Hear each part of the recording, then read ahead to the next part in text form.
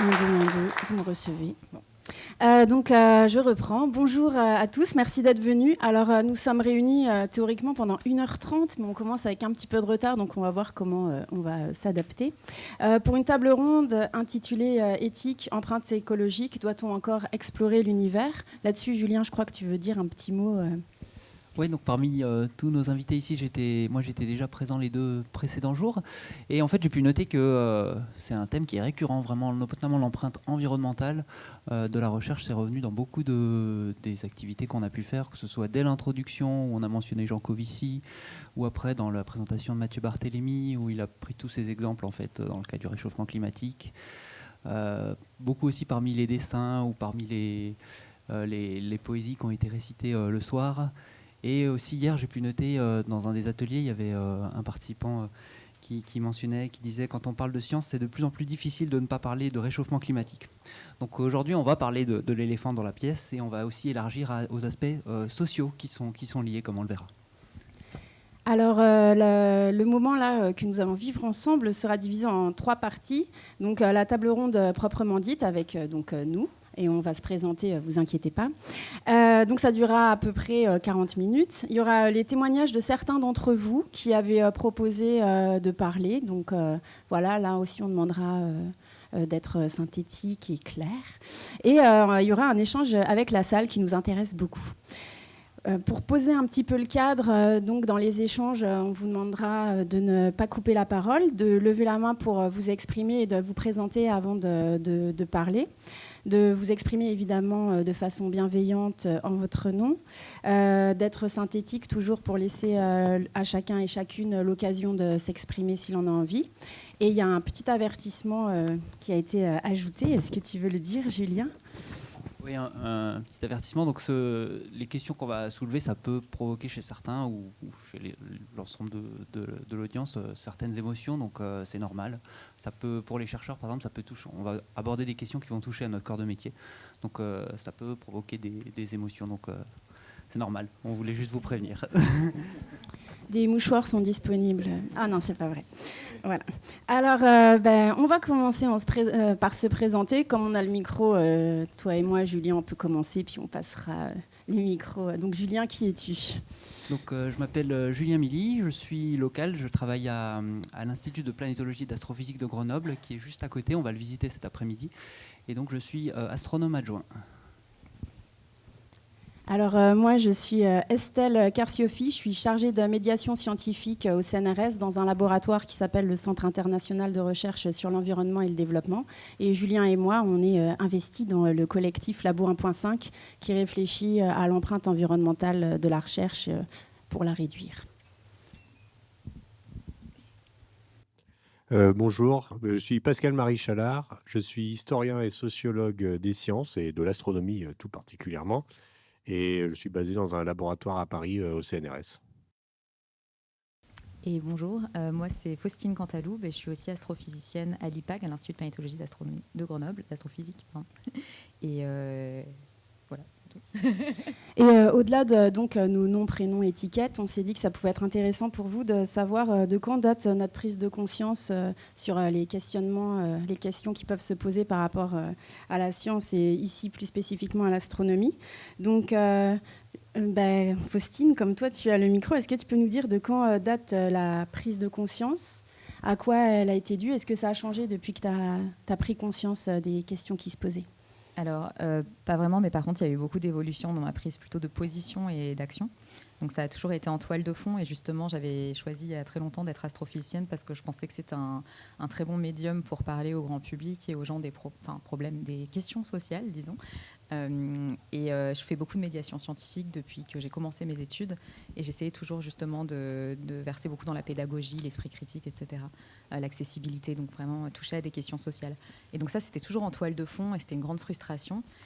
Et en fait, à un moment, avec Julien, on a enfin réussi à recoller les morceaux. On s'est dit, en fait, on va intégrer ces questions-là dans notre métier. Donc on fait tous les deux de l'instrumentation pour l'astrophysique. On travaille sur la découverte des exoplanètes.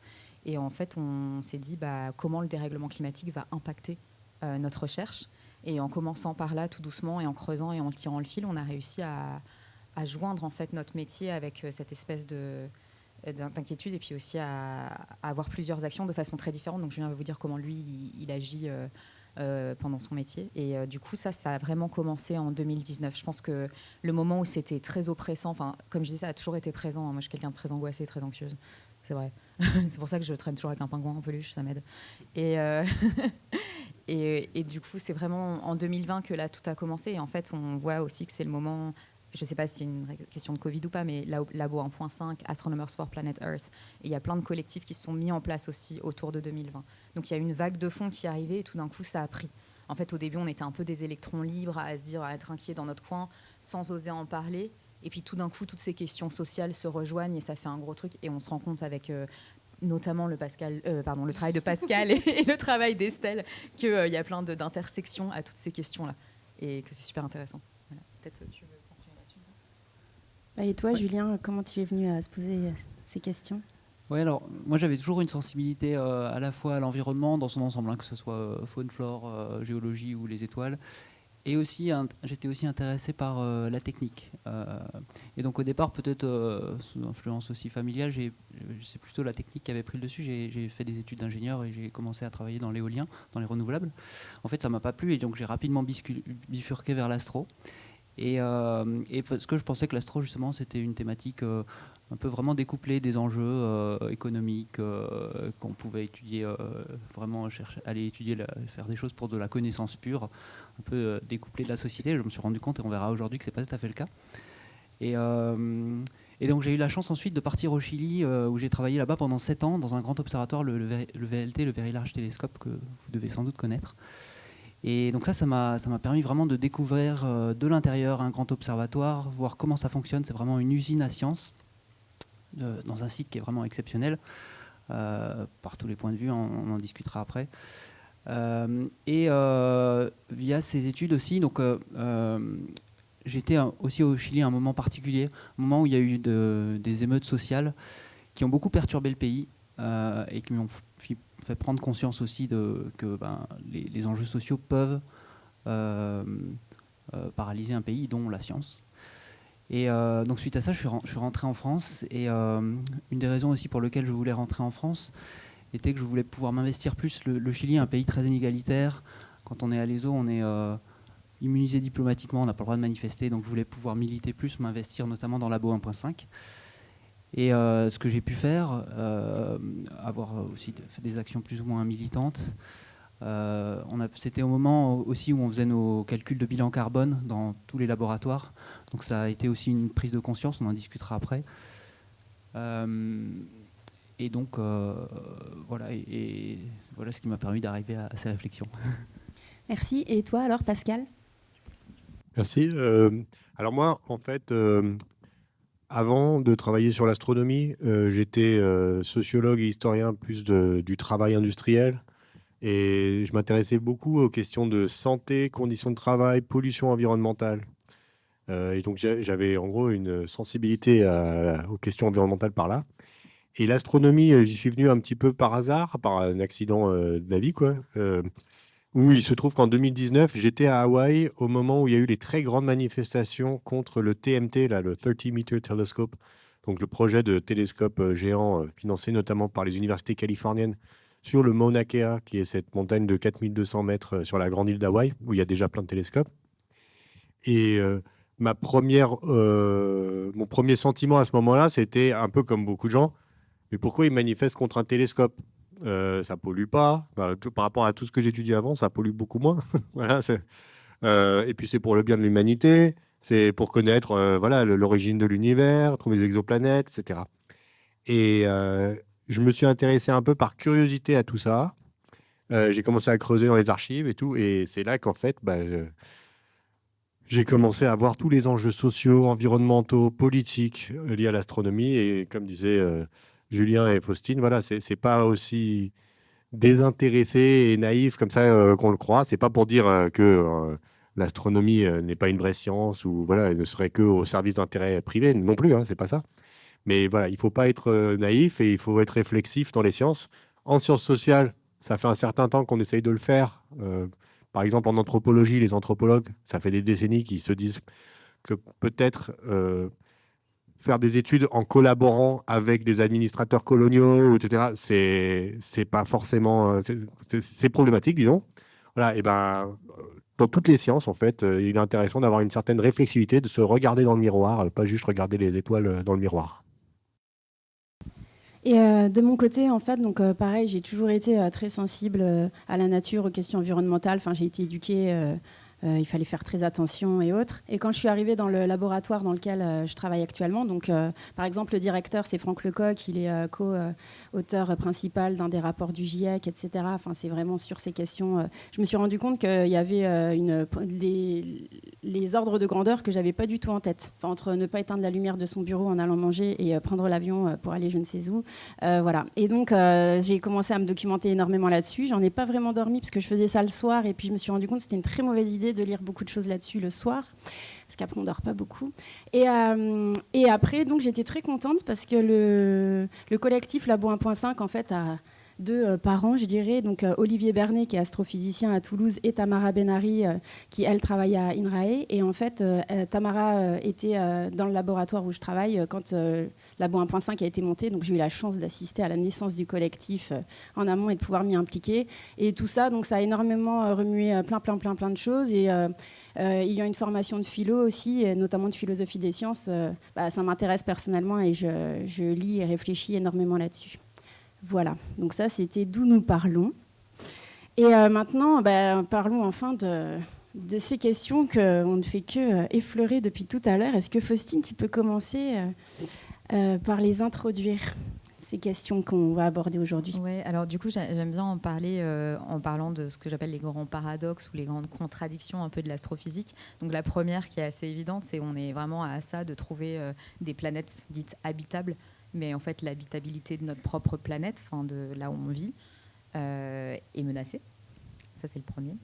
Le deuxième, ce qu'on trouve assez aussi intéressant, c'est que cette recherche de planètes habitables hors du système solaire, elle se fait dans des observatoires qui sont hyper isolés et en fait qui ont un écosystème très pauvre, dans des zones désertiques où il y a très peu de végétation, de faune, etc. Donc ça aussi, c'est un peu bizarre. Et le troisième, c'était le fait qu'on a des photos extraordinaires grâce à ces observatoires. Vous avez tous sûrement vu les photos du JWST, du James Webb Space Telescope, qui sont incroyables. Par contre, nous, on n'a plus l'occasion, on a très peu l'occasion d'avoir une expérience sensible d'observation du ciel nocturne. Donc, Julien travaille beaucoup sur la pollution lumineuse et toi aussi. Et ça, c'est quelque chose en fait qui nous coupe beaucoup de cette chose qui est unique et qu'on partage tous sur Terre et toutes. Donc ça, c'est aussi un peu spécial. Et le quatrième, c'est...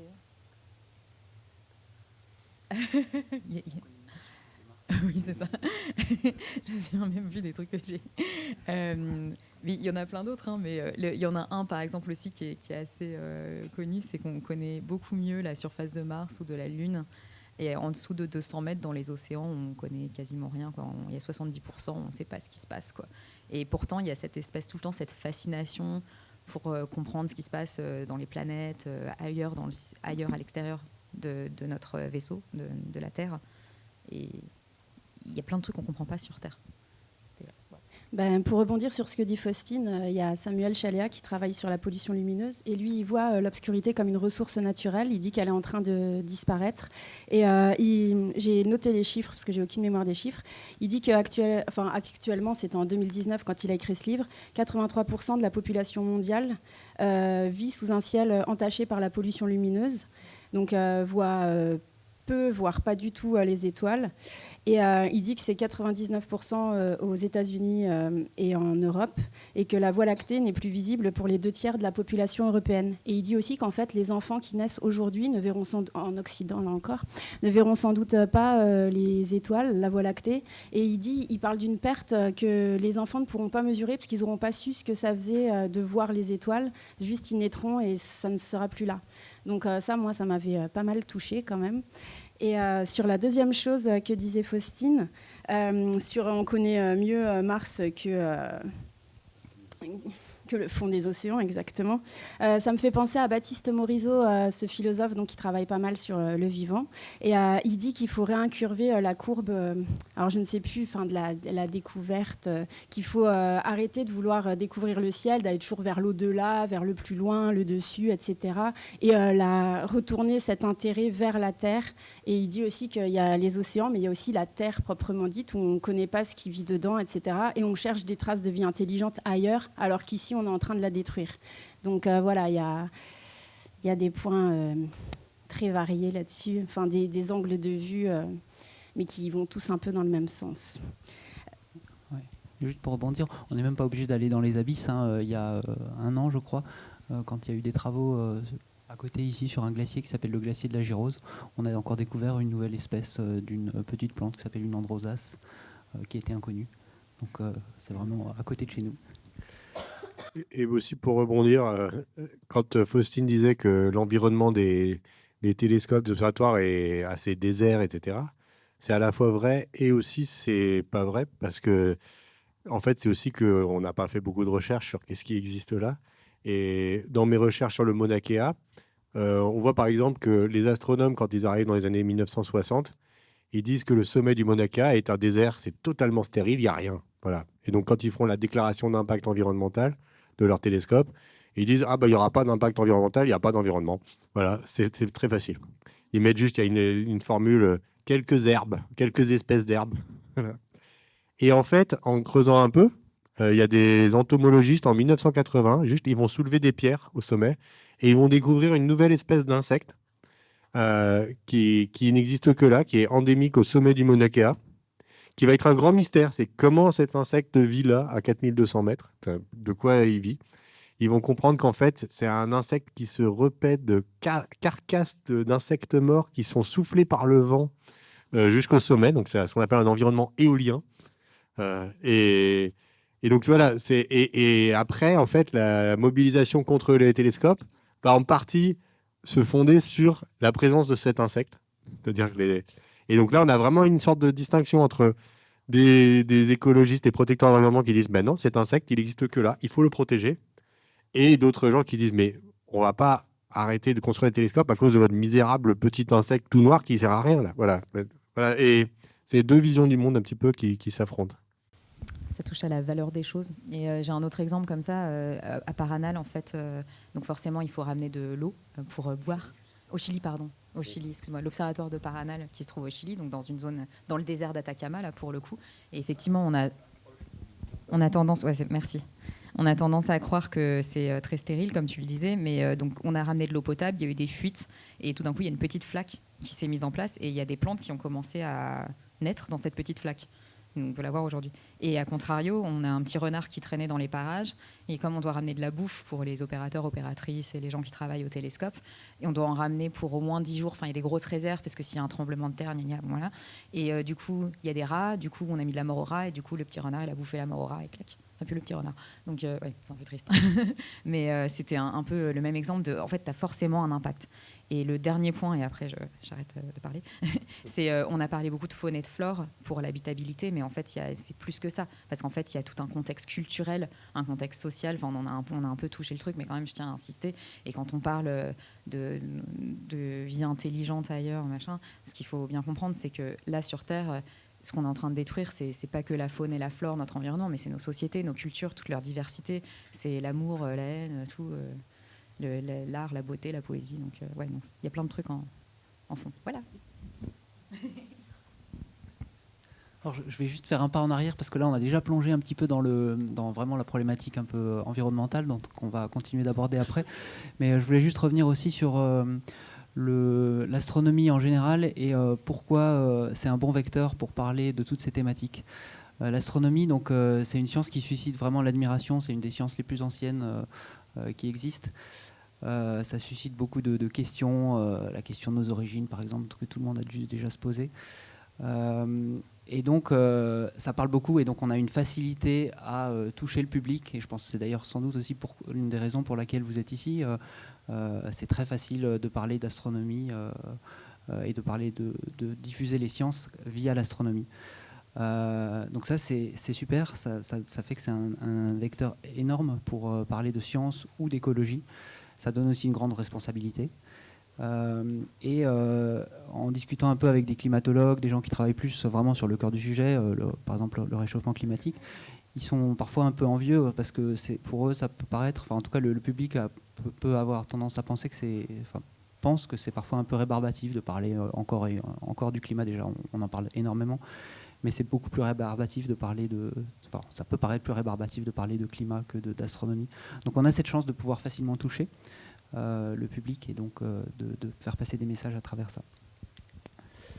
Vous avez peut-être vu d'ailleurs hier à Cosmocité, pour ceux qui ont eu la chance de visiter, sur le plateau espace, il y a un endroit où il y a des petites bulles où on peut s'installer et écouter l'effet, ce qui s'appelle l'overview effect, qui est l'effet que les astronautes qui ont été dans l'espace, le sentiment qui les touche au moment où ils sont dans l'espace et qui voient la Terre vue de loin comme une petite bulle entourée d'une toute fine couche d'atmosphère qui les protège, et donc on entend leur réaction face à ça. C'est un phénomène assez général pour tous les astronautes, ils ont eu ce sentiment-là. Voilà. Julien, est-ce que tu peux préciser le type d'impact environnemental de l'astronomie? En quoi ça abîme l'environnement? Quels sont les différents... Oui. Alors, on a déjà parlé un peu là de l'impact direct, qui pour certains peuvent paraître assez mineurs, comme le disait Pascal. Il y a certaines, quand on construit en général une infrastructure, forcément il y a des impacts.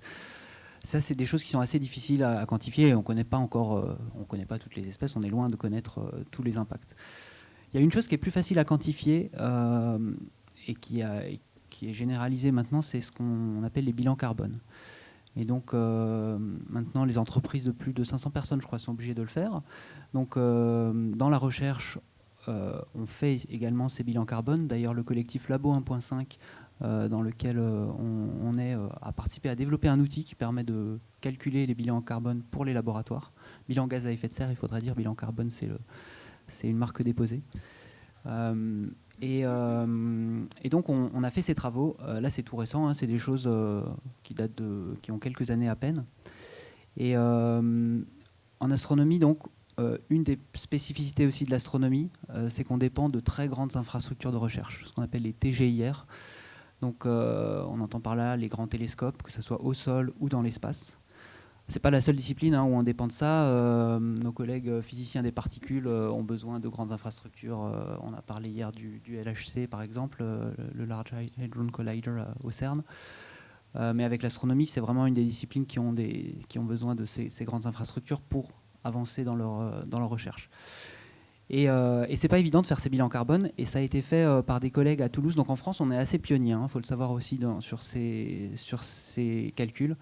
Par rapport à l'Europe, et aux États-Unis, j'en parle même pas. Donc il y a pas mal de pays européens qui nous envient ce collectif Labo 1.5 qui réfléchit à ces questions. Donc on a fait ces calculs. Alors c'est surtout les collègues à Toulouse qui ont travaillé sur le cas spécifique de l'astronomie, avec un papier d'un collègue, Jürgen Knödelseder, qui a vraiment chiffré le bilan carbone des grandes infrastructures. Alors ça s'est fait au cas par cas sur certaines infrastructures, avec des analyses de cycle de vie. Et le résultat, c'est que en moyenne, par astronome, on est à peu près à 38 tonnes de CO2 équivalent émis, donc par astronome et par an. Je ne sais pas si ça parle à tout le monde, ces chiffres-là, mais il faut savoir que si on veut atteindre la neutralité carbone, il faut être à 2 tonnes de CO2 par an. Et en moyenne, en France, on est à peu près à 10 tonnes. Et donc là, uniquement pour la part professionnelle, un astronome moyen émet 38 tonnes, ce qui est assez significatif. Nous, on a fait donc après, ça dépend évidemment de combien on compte d'astronomes dans le monde. Enfin, il y a plein d'hypothèses qui sont débattables et sur lesquelles on peut discuter si vous voulez, mais c'est l'ordre de grandeur qui compte, et on est à plus ou moins 50% comme en astro en général. Donc c'est peut-être que 30 ou 20 tonnes, ou c'est peut-être un peu plus, mais en tout cas c'est l'ordre de grandeur. Et c'est vrai que ces chiffres-là, ça fait réfléchir. Et surtout quand on voit les projets en cours, donc on se dit qu'il faudrait décroître, et quand on voit les projets en cours, les projets qui sont dans les cartons, on peut se poser des questions sur cette empreinte carbone. Oui, puis au-delà de l'empreinte carbone, il y a aussi les matériaux nécessaires pour construire ces infrastructures. Et puis parfois, il y en a déjà une, mais il y en a un autre qui veut installer la sienne juste à côté. Enfin, voilà, ça se multiplie. Ouais, tout à fait. Juste un autre chiffre intéressant à garder en tête, notamment pour les astronomes dans la salle. Avoir une nuit de télescope sur un grand télescope de 8 mètres, par exemple, comme on les utilise en général dans la science actuelle, c'est l'équivalent de 10 tonnes. Donc dès qu'on a, on a obtenu une nuit de télescope sur un grand télescope pour faire de la science, on a émis 10 tonnes. Et donc, on en parlait tout à l'heure à la pause, mais là, on parle des questions environnementales. Pour moi, chaque question environnementale est aussi sociale, mais il y a des questions aussi plus spécifiquement sociales, politiques, que Pascal, tu peux nous présenter. Oui, alors c'est des questions que j'ai vues dans le cadre de ma recherche historique sur l'astronomie à Hawaï. Donc Hawaï, qui est donc l'un des deux principaux sites pour les télescopes qui observent dans le spectre du visible ou de l'infrarouge, avec les montagnes du Chili, du nord du Chili. En gros, je vous disais, donc, il y avait ces grandes manifestations en 2019, et je me suis demandé, mais pourquoi il y a ces manifestations? Est-ce qu'il y en avait avant, etc. Et on voit qu'il y en a depuis longtemps. Il y en a eu sur des questions environnementales, notamment, donc, comme je vous disais, la destruction de certaines espèces endémiques d'insectes, d'oiseaux, d'arbres sur la montagne à cause des travaux pour construire les télescopes. Mais il y a aussi tout un côté politique et social. Alors concrètement, à Hawaï, qu'est-ce que c'est? C'est la question de l'emploi. Les observatoires, ils arrivent, ils disent, nous, on va offrir plein d'emplois pour la population locale. Et au final, on se rend compte que la population locale a très peu d'emplois dans le télescope. Et quand ils en ont, c'est vraiment les emplois les moins qualifiés.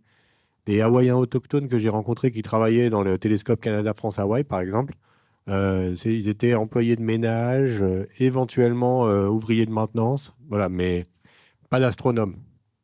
Parmi les astronomes, vous avez une personne locale, c'est-à-dire née sur l'île, qui n'était pas autochtone, mais qui était quand même née sur l'île, mais juste une.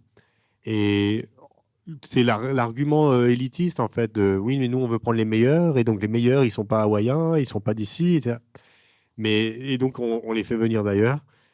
Mais en fait, aussi, il n'y a pas eu vraiment de réflexion ou d'effort pour essayer de construire des passerelles avec l'université locale, pour faire en sorte qu'on puisse former des techniciens, des ingénieurs, et même des astronomes localement, voilà, etc. Ça, c'est une chose. Et donc ça, quand vous avez l'astronomie qui s'installe au même moment où les plantations de canne à sucre et les ranchs de bétail, qui étaient les deux grandes activités de la grande île d'Hawaï, sont en train de se casser la gueule pour d'autres raisons, bah, il y a une activité qui disparaît, mais elle n'est pas du tout remplacée par la nouvelle activité. Et donc, par exemple, j'ai été frappé dans certaines archives. Il y avait des interviews que j'ai trouvées qui avaient été faites dans les années 90 avec les ouvriers d'une plantation de canne à sucre qui venait de fermer, qui était une des dernières à fermer sur la Grande Île. Et ils disent dans l'interview, maintenant, je travaille au Mauna Kea. Ah, j'ai été frappé, j'étais, ah bon, ils ont trouvé un poste dans un des télescopes, c'est étonnant. Et en fait, en creusant, ils travaillent au Mauna Kea Hotel, qui est un grand hôtel de la côte touristique de la Grande Île, et ils sont en gros agents de sécurité, gardiens de parking, etc. Voilà, en gros, c'est ça pour eux, le Mauna Kea. Le Mauna Kea, le sommet de la montagne, la plupart, s'ils y sont allés, c'est juste comme ça en voiture, ils ont fait le tour, ils ne sont jamais rentrés dans les observatoires, ils n'ont jamais eu l'occasion de le faire. Il y a des gens, ils sont nés sur l'île, ils habitent dans la ville d'à côté, ça fait 40 ans qu'ils sont là, ils n'ont jamais eu l'occasion de rentrer sous une coupole, parce qu'on ne leur a pas ouvert la porte. Ça, c'est une chose. L'autre chose, et je vais très vite, c'est sur les terres. Parce que dans les grandes manifestations de 2019, l'un des grands enjeux, c'était la question des terres. C'est à qui appartiennent les terres sur lesquelles sont les astronomes. Alors, on dit que c'est des terres publiques. Donc, c'est le gouverneur de l'État d'Hawaï dans les années 60 qui a cédé ces terres par un bail aux astronomes. Un bail aux conditions assez étonnantes. Un bail d'un territoire de 46 km² cédé aux astronomes de l'Université d'Hawaï pour $1 par an. Voilà, pour 65 ans. Donc, en gros, en tout, $65. Et après, les astronomes de l'Université d'Hawaï, eux, ils sous-louent des parcelles pour $1 aussi aux différents consortiums astronomiques du monde. Donc, par exemple, le Télescope Canada-France-Hawaï, on paye $1 par an pour la Terre.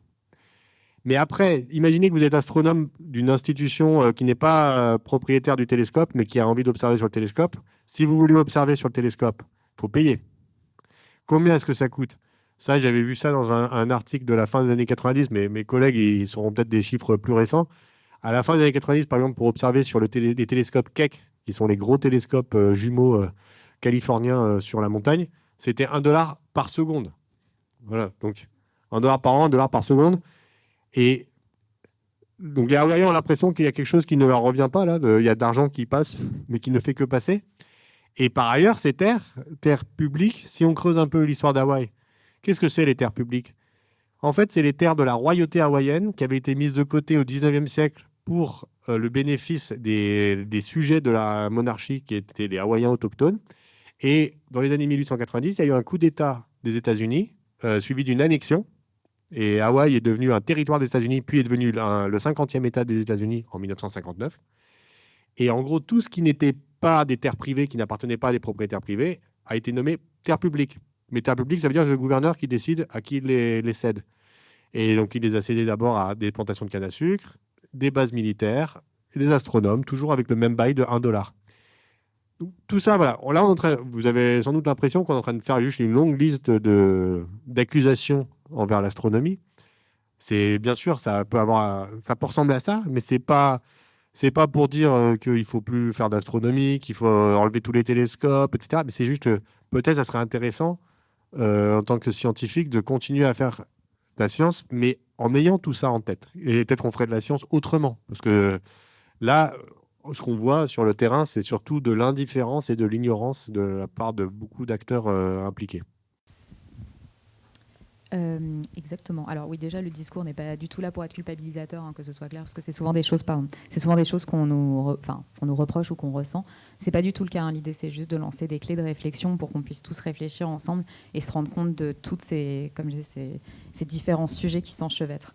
Il y a aussi un point dont on n'a pas parlé, c'est le côté la proximité des sciences astronomiques avec le domaine du militaire, le secteur militaire.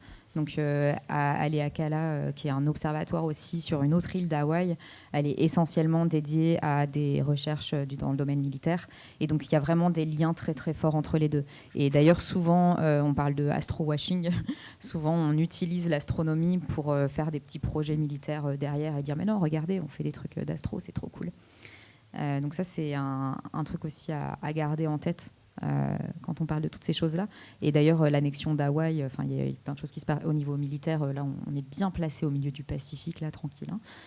Enfin, il y a plein de questions soulevées derrière. Il y avait un autre truc, tu veux qu'on passe à... Ça vous rappelle quelque chose, le coup du ruissellement et de ça fera plein de jobs, vous inquiétez pas. Voilà, ça rappelle des petites choses actuelles. Non, c'est juste, il y a un enjeu aussi dont je n'ai pas parlé, Estelle me fait remarquer, c'est la question de la question de l'importance culturelle, archéologique et spirituelle des lieux dans lesquels on fait de l'astronomie. Ces lieux qui ont été identifiés autour du monde comme étant des lieux particulièrement propices à l'observation du ciel, vous pouvez imaginer que, en fait, ça fait un certain temps qu'on sait qu'on voit un ciel assez magique depuis ces lieux-là. Voilà, c'est... Bien sûr, dans les années 60 notamment, ça a été un moment où on a fait des grandes campagnes de prospection tout autour du globe pour mesurer les turbulences atmosphériques, l'humidité présente dans l'air, etc., pour voir si c'était bien pour les télescopes. Mais les populations locales, elles savaient en fait qu'on voyait vraiment un ciel très impressionnant depuis ces lieux-là. C'est des lieux qui sont importants souvent pour les populations locales. Cette importance peut être dite de différentes façons. Ça peut être, on le voit par le fait qu'il peut y avoir des sites archéologiques. Sur le Mauna Kea, sur les flancs du Mauna Kea, vous avez par exemple une carrière d'herminettes, c'est-à-dire de sortes de petites hachettes, comme des silex taillés, quoi. Où en gros la population locale montait juste là-haut pendant des siècles parce que c'était un certain type de pierre qui, dans les conditions de cette altitude-là, de l'atmosphère-là, se brisait de façon particulièrement nette, etc. Il y a des sanctuaires, des hôtels, des restes humains.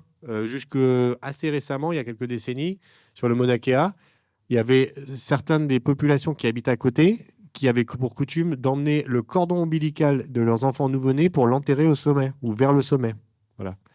Et après, vous avez même en négatif, je donne une anecdote assez intéressante.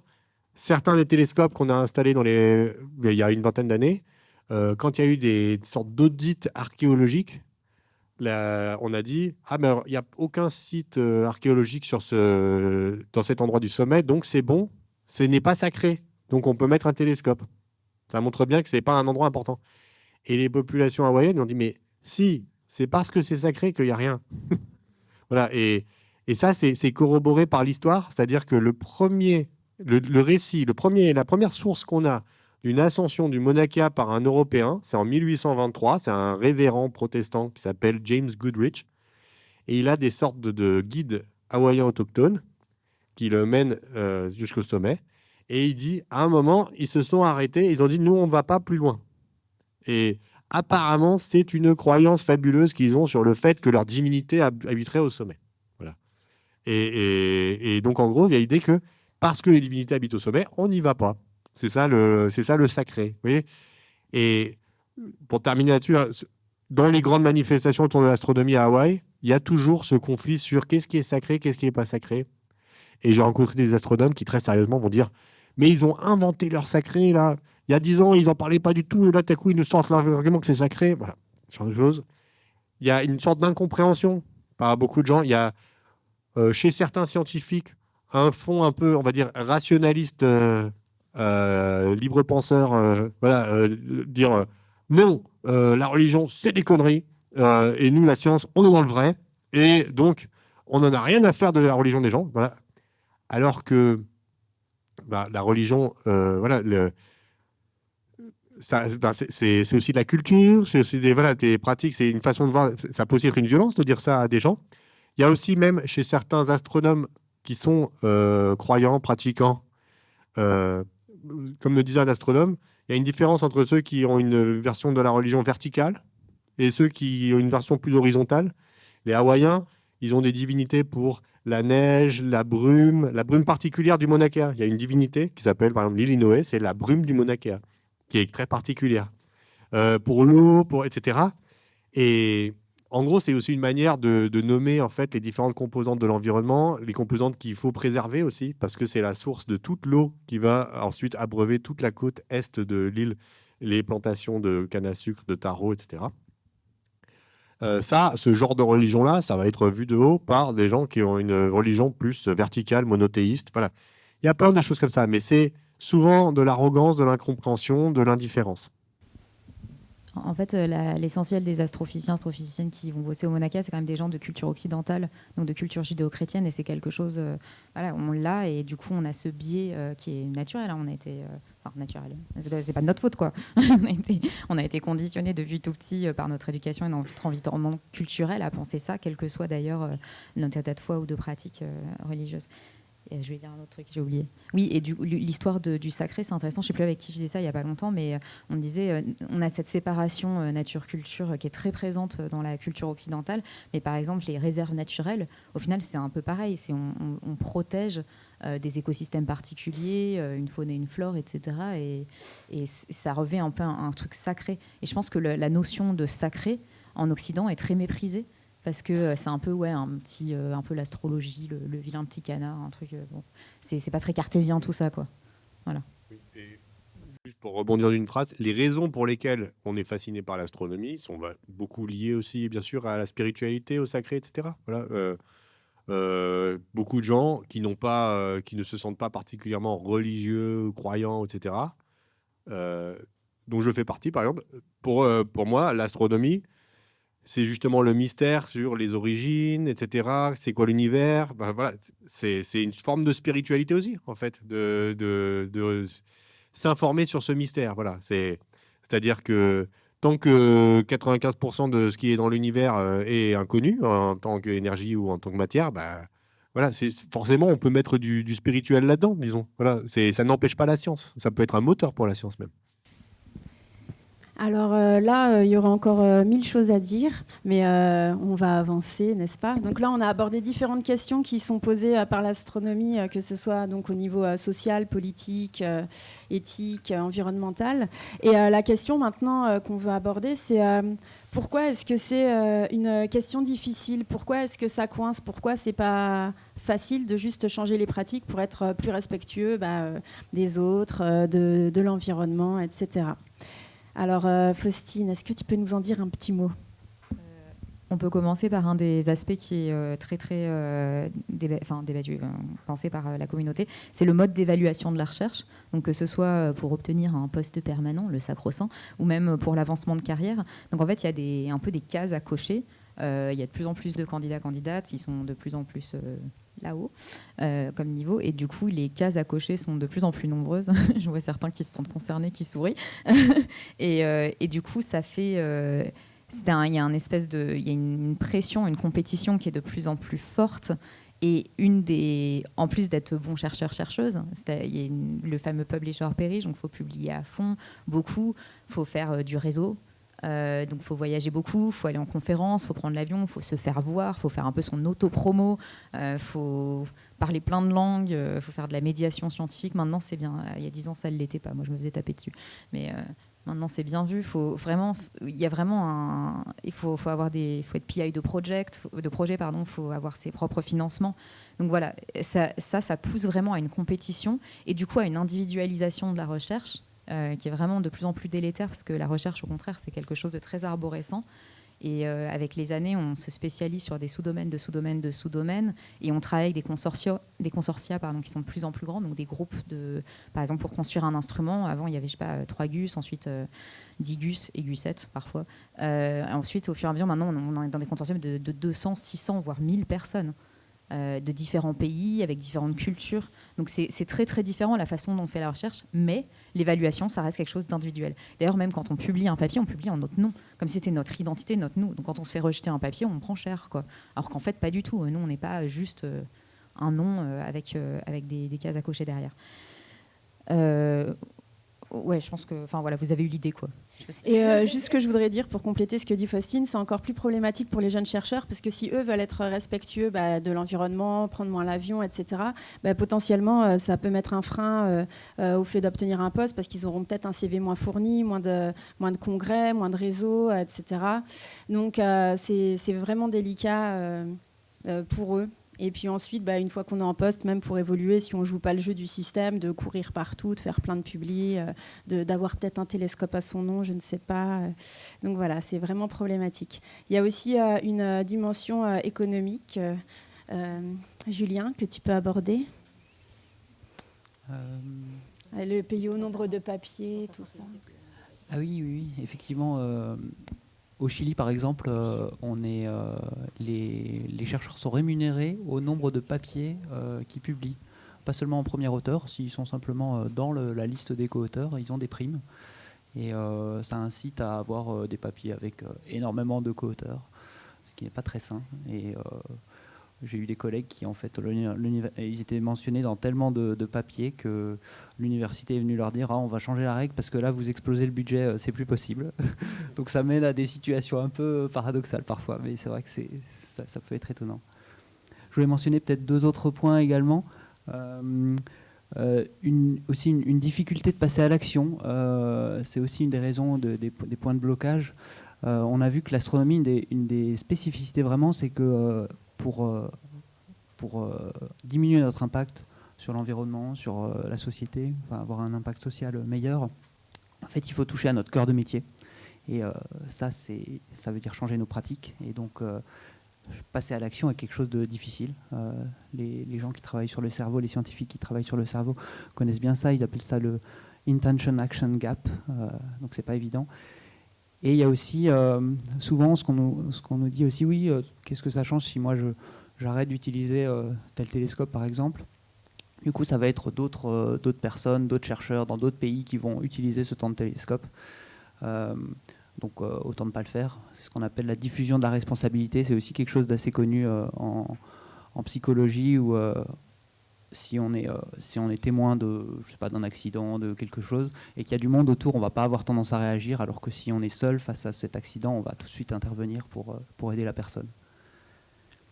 Peut-être un autre point également, tant que j'ai le micro, je voulais parler aussi d'histoire d'ego surdimensionné dans la recherche. C'est assez flagrant, peut-être sans doute ailleurs aussi, mais en astronomie, on veut toujours construire des choses plus grandes qui vont plus loin. Je vais vous donner une anecdote là-dessus. À l'ESO, donc l'observatoire où je travaillais, c'est l'observatoire européen austral, en anglais l'ESO. Ils avaient jusqu'à il y a quelques années des petits stickers, des autocollants pour faire du marketing, de la pub. Il y en avait un qui était assez marrant, c'était Size Does Really Matter, avec un télescope géant, le LT, le futur Extremely Large Telescope. D'ailleurs, le nom des télescopes également est assez... donc on a le VLT, le Very Large Telescope, on a le LT, l'Extremely Large Telescope. On avait eu à un moment l'Overwhelmingly Large Telescope qui s'appelait OWL, qui devait faire 100 mètres, sauf qu'on s'est rendu compte que c'était difficilement faisable et on n'arrivait pas à le financer non plus. Donc ces stickers sont assez marrants. Mais donc ici, celui-ci, il a été retiré, mais pas pour des raisons... surtout parce qu'il y avait une connotation sexuelle, et on en a d'autres en fait, qui sont dans le même style. Hein. On voit des nébuleuses, on voit « The universe is my playground ». Donc vraiment cette idée d'aller toujours plus loin, d'explorer. Voilà. Ouais, donc en fait, tout ça, finalement, le terreau, c'est de vouloir absolument quantifier la qualité de la recherche. Et du coup, on a par exemple le fameux H-index de publication, on veut des chiffres. Et plutôt qu'avoir une recherche qualitative avec ce qu'on apporte et une vision communautaire, en fait, parce qu'en fait, c'est pas des individus. C'est pour ça que moi, j'ai un peu du mal avec le concept du prix Nobel, de donner une réponse à une personne, alors qu'en fait, il y a une vague de fond, il y a plein de personnes autour qui ont permis ces découvertes majeures. Et en fait, justement, essayer de voir un peu le mouvement en vague à plusieurs. Mais il y a très peu de prix, par exemple, qui récompensent. Il y en a quelques-uns qui existent, mais c'est très, très rare, qui récompensent des groupes de travail ou des fameux consortia. Donc ça, c'est vraiment le côté... l'évaluation est chiffrée, et ça, c'est notre super société occidentale qui veut mettre des chiffres et des pourcentages partout. Hein. On en a un peu marre de tout ça, d'ailleurs. Hein. Et le deuxième truc, je sais plus ce que je vais dire, c'est pas grave, j'ai oublié. Mais... ouais, y a... Juste une seconde, par rapport à ce que dit Faustine sur les chiffres, dans le dernier roman de Romain Gary, Les Cerfs-Volants, il écrit à un moment, il fait dire à un personnage, je trouve ça magnifique, il dit qu'on est dans le siècle du chiffre et que bientôt tout ce qui n'est pas chiffré va disparaître comme l'honneur. Voilà, c'était une petite parenthèse, le temps que tu retrouves ta deuxième idée. Non, mais c'est très, très vrai. Et du coup, je l'avais retrouvé... Ah oui, non, et l'une des conséquences de ça, c'est les risques psychosociaux. Et on a vraiment des soucis aujourd'hui de santé mentale qui ont été cachés pendant longtemps, maintenant qui sont plutôt bien diagnostiqués, ce qu'on appelle le burn-out ou l'épuisement au travail, mais pas que, et qui en plus font écho à tous ces problèmes, ouais, c'est ça, ces défis environnementaux, le fait que c'est vachement anxiogène. Et du coup, tout est ensemble, quoi. C'est pas juste le travail, c'est le travail dans ce contexte justement de dégradation de l'environnement et qui fait qu'il y a de plus en plus de problèmes de santé mentale dans notre communauté et ailleurs. Et ouais, donc, on voulait juste évoquer ce qu'on appelle la spirale d'engagement. C'est justement quand on a travaillé pendant des années, on s'est un peu sacrifié sur notre vie personnelle pour répondre à ces injonctions de carrière. Donc, je sais pas, aller en postdoc à l'étranger, vivre 7 ans au Chili. Moi, j'ai vécu 4 ans en Allemagne. Je suis rentrée en France à peu près pour les mêmes raisons que Julien. Et on a un peu mis de côté, finalement, l'autre chose, ce qu'il y a autour de la vie d'une personne, autre que son métier. Et du coup, s'arrêter et se dire « Ok, là, j'arrête », c'est hyper difficile. Et c'est très connu, hein, cette spirale d'engagement. Il y en a pour plein de trucs. Ça a commencé, je crois, par les relations amoureuses, quand on s'est dit, on s'est investi avec un ou une partenaire ou plusieurs. Et du coup, on n'arrive pas à se dire non, là, c'est le moment d'arrêter, parce qu'en fait, cette relation, ça ne va pas, quoi. Donc voilà, ça, c'est je pense, un aspect très important qui bloque beaucoup, et en particulier les chercheurs-chercheuses en début de carrière. Ouais, je disais avant, la question, c'est pas donc est-ce qu'il faut déconstruire tous les télescopes, mais c'est peut-être se poser plus de questions qu'on s'en pose actuellement. Et je voulais donner comme exemple des choses que j'ai trouvées dans les archives. Donc une chose que je reproduis dans mon livre, c'est en 1979, sur le Mauna Kea, on va inaugurer 2 télescopes infrarouges. Un pour les Britanniques et un pour la NASA, qui sont l'un à côté de l'autre. Et alors, le directeur de l'Université d'Hawaï, de l'Institut d'astronomie de l'Université d'Hawaï, celui qui gère le bail du Terre du Sommet, il reconnaît quelques années plus tard, dans un entretien d'histoire orale, qu'il y a un côté un peu aberrant à construire les deux mêmes télescopes l'un à côté de l'autre. Et en fait, il dit, il n'y a eu aucune concertation entre les deux projets. En effet, cela a pu être une source d'embarras ici. Pour les gens de la NASA aussi, je suppose, et dans une certaine mesure, probablement pour les Britanniques. Il y en a deux au même endroit et au même moment. La question naturelle qui s'est posée était, pourquoi deux? Pourquoi vous n'en construisez pas juste un et vous le partagez? Et sur actuellement la nouvelle génération des Extremely Large Telescopes, les télescopes qui font à peu près 30 mètres de diamètre de miroir primaire, qui sont en train d'être construits. Donc, il y a l'ELT au Chili, il y a le Giant Magellan Telescope à côté, au Chili également. Il y a ce projet TMT qui est censé voir le jour à Hawaï, mais donc qui n'a pas encore pu commencer à être construit à cause des manifestations des Hawaïens. On a un peu le même genre de choses. C'est-à-dire que c'est aussi une concurrence pour savoir qui va avoir le prix Nobel en premier. Et en gros, les universités de Californie, par exemple Caltech, eux, depuis un siècle, ils avaient le plus grand télescope du monde, toujours. Et voilà. Et là, en gros, ils voulaient construire ça pour avoir toujours le plus grand télescope. Parce qu'en fait, ça marche, en fait. Ça leur a permis d'avoir beaucoup de prix Nobel. Vous savez, c'est la fac qui a le plus de prix Nobel en général. Voilà, mais parce qu'ils investissent comme ça aussi dans des infrastructures très, très grandes. Voilà, là, ils ont fait une erreur, c'est-à-dire qu'ils ont insisté pour le mettre à Hawaï, en disant Hawaï, c'est les États-Unis, c'est chez nous, on fait ce qu'on veut. Et sans se rendre compte qu'il y avait en fait une opposition extrêmement forte. Donc là, ils vont perdre en fait ce leadership du point de vue de la taille, mais ils veulent quand même continuer à le construire. Et c'est vraiment des enjeux, c'est comme un championnat de foot. C'est-à-dire que c'est le mercato aussi. Ça, c'est quelque chose que j'ai vu en étudiant tout ce qui a mené à la découverte de ce qu'on appelle l'énergie noire en 1998.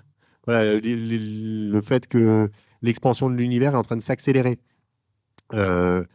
Ça a en grande partie reposé sur les télescopes du Mauna Kea, notamment le CFHT et les télescopes du Keck. Et jusqu'au dernier moment, il y avait deux équipes qui s'affrontaient et ils n'arrêtaient pas de se débaucher certaines personnes. Par exemple, au dernier moment, il y a une équipe qui a réussi à choper le scientifique de l'autre équipe en lui offrant un énorme salaire, sans doute, pour qu'ils viennent dans leur équipe et qu'ils leur disent tout ce qu'ils avaient fait dans l'autre équipe, etc.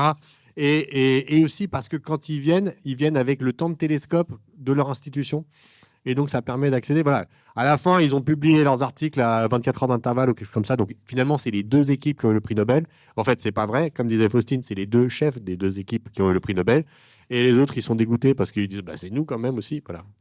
Il y a un côté absurde à tout ça. Si on changeait la manière dont on faisait la science, dont on évaluait la science, on ne serait pas obligé de rentrer dans ce genre d'absurdité. Voilà. Et on pourrait avoir une pratique beaucoup plus respectueuse de l'environnement, des populations, etc.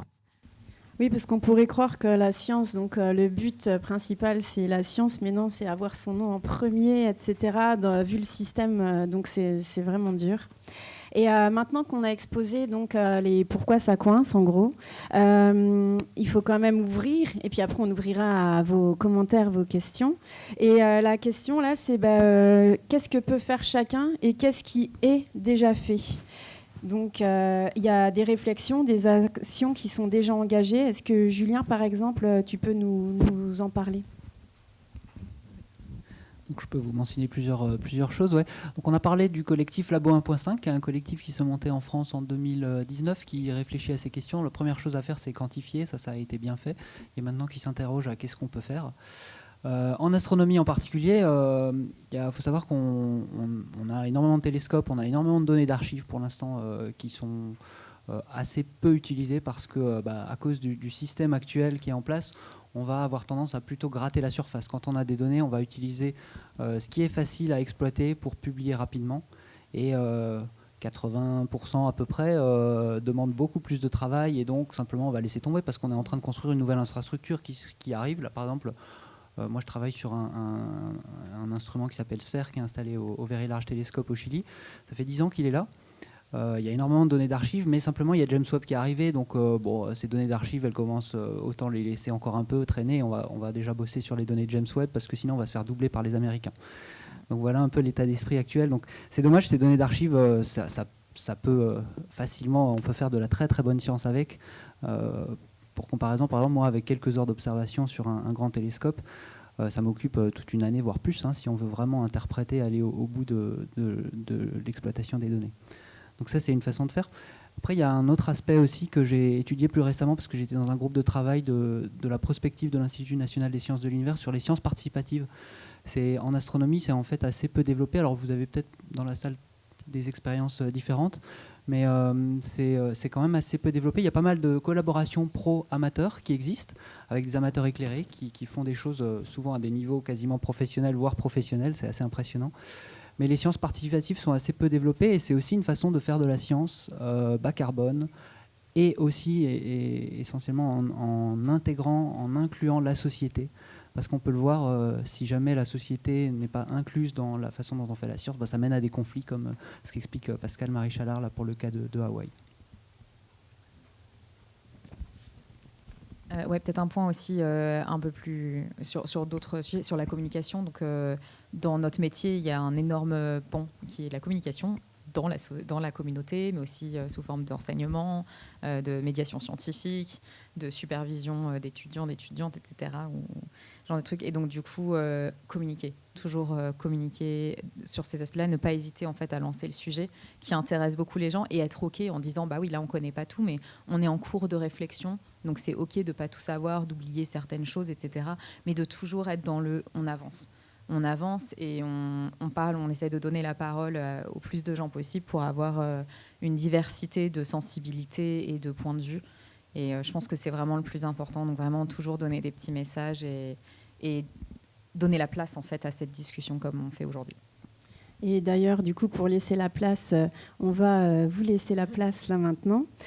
Juste une chose que je voudrais dire qui a été dite par quelqu'un qui a répondu au questionnaire, qui parlait de Grothendieck, donc ce mathématicien du XXe siècle, un génie, et qui a fait une conférence « Allons-nous continuer la recherche scientifique ?» Il a aussi écrit un article « Comment je suis devenu militant ?»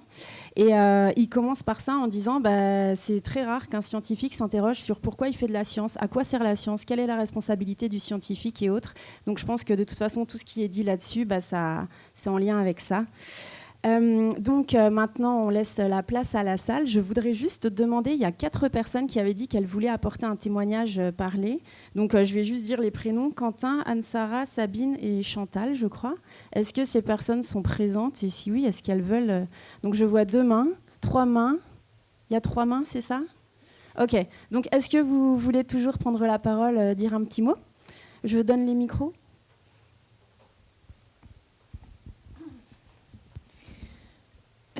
Bonjour, je commence.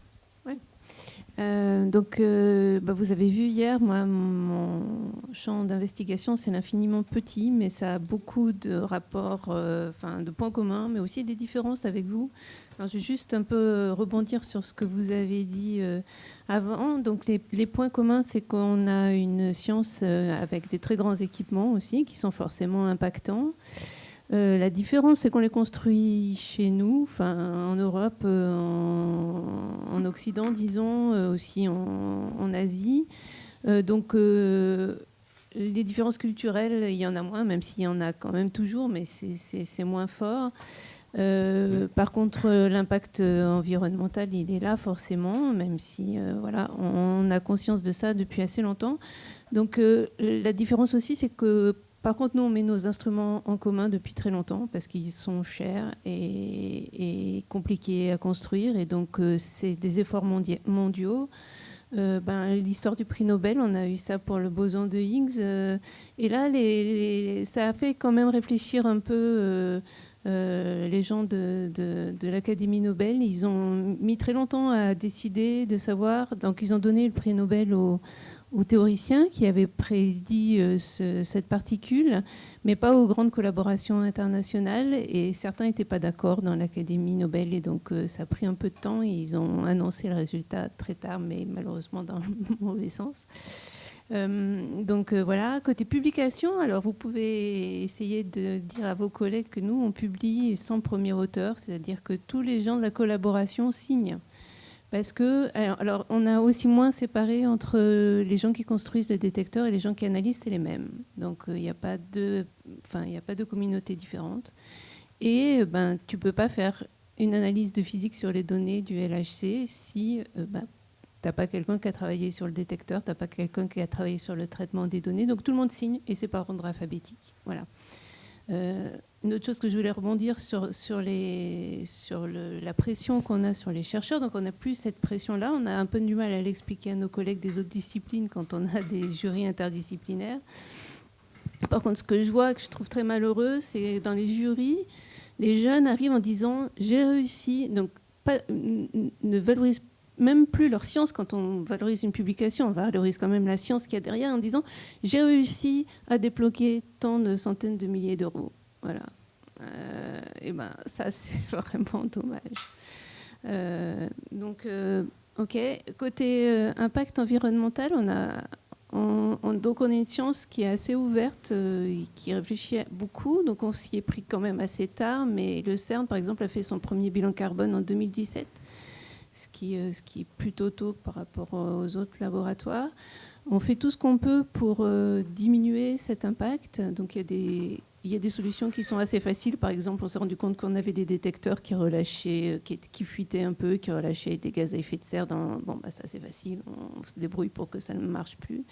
Diminuer tout ce qu'on peut, mais il y a un moment où on va arriver à un impact qui va être ce qu'il est, le plus petit possible, mais qui va être quand même ce qu'il est. Et la question c'est comment on justifie est-ce que le besoin de connaissance ou l'envie qu'on a d'explorer soit l'univers, soit la matière, ça a des impacts positifs pour la société, de mieux comprendre ce qui se passe, mais jusqu'où, voilà, où est-ce qu'on met le curseur? Et ça, j'ai l'impression que c'est pas qu'une question scientifique, c'est une question sociale. C'est aussi un moment, comme on nous donne un certain budget en argent, il faudra qu'on nous donne un budget carbone. Et donc on peut participer à justifier ça, mais pour moi, c'est le même mécanisme qu'il y a quand on dit voilà, vos instruments ils coûtent très cher, est-ce que ça vaut vraiment la peine? Nos instruments ils vont avoir un impact environnemental, est-ce que ça vaut vraiment la peine? Donc je ne sais pas si vous avez réfléchi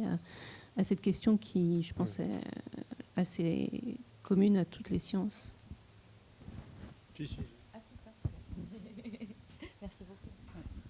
Merci pour ce témoignage. Bon, je vais être bref pour vous laisser la parole. Mais effectivement, si vous avez fait votre bilan carbone, vous voyez qu'il y a une ligne qui est incompressible, qui est les 1,5 tonne du service public. Dans ce service public, il y a la recherche, et dans la recherche, il y a le financement de toutes ces grandes infrastructures que vous mentionnez. Et donc, ce qui se passe en ce moment, c'est qu'effectivement, on construit ces grandes infrastructures. Dans l'ensemble, la société n'a pas beaucoup son mot à dire sur quelles sont les priorités qu'on donne. Mais c'est une question qui est importante, de savoir est-ce qu'il vaut mieux aller chercher des planètes habitables, est-ce qu'il vaut mieux aller chercher des particules qui permettraient de trouver des nouveaux modèles en physique. Et en fait, il faut inclure beaucoup plus la société pour qu'elle sache le type de recherche qu'on fasse, pour qu'elle puisse aussi avoir son mot à dire et faire des choix éclairés, sachant les défis climatiques qui se posent et décider des priorités qu'on se donne. C'est mon avis. Mais... Non, mais en fait, ça relève d'une question démocratique, en fait, tout simplement, du choix et qu'est-ce qu'est le choix. Et puis même, en fait, nous, dans notre communauté, c'est les financements qui sont, eux, menés par la compétition essentiellement entre le bloc états-unien et occidental, enfin européen, pardon. Et ça, par exemple, les origines de la vie, c'est le truc qui donne plein d'argent, quoi, parce que ça parle, en fait, aux décideurs, à ceux qui ont des financements, et c'est très médiatique. C'est le fameux les 10 millions d'articles qu'il y a sur on a trouvé de l'eau sur Mars. Vous avez tous vu ça, genre tous les 15 jours, il y a un truc qui apparaissait à un moment, genre on a trouvé de l'eau sur Mars, parce que voilà, c'était... Et du coup, c'est fondamentalement politique. Et donc, encore une fois, on revient sur ce couplage intrinsèque qu'il y a entre toutes ces questions. Merci pour ton intervention. Oui, ça fonctionne ? Oui, vous m'entendez ? Chantal, moi je suis animatrice en astro, toujours au bout du 3e jour, là, je suis toujours animatrice, jusqu'à midi au moins. Un témoignage un peu différent, hors de votre contexte, c'est que moi j'ai choisi de travailler avec un télescope numérique. Donc pour pouvoir travailler, j'utilise mon téléphone portable et je le dirige avec mon téléphone portable. Donc il y a une application. Il y a des serveurs qui tournent. Les participants se connectent au télescope avec leur téléphone portable. Donc ils téléchargent l'application. Là encore, il y a des serveurs qui tournent. Et puis comme tout le monde, moi j'aime pas attendre. Il faut que l'appli elle démarre. Donc des serveurs, ils sont multipliés. Pour pouvoir montrer éventuellement une belle qualité de photo à des participants qui auraient un téléphone de mauvaise qualité, j'ai acheté un téléphone plus performant. Et puis pour pallier aux soirées où le ciel est un peu mitigé, j'ai acheté une tablette.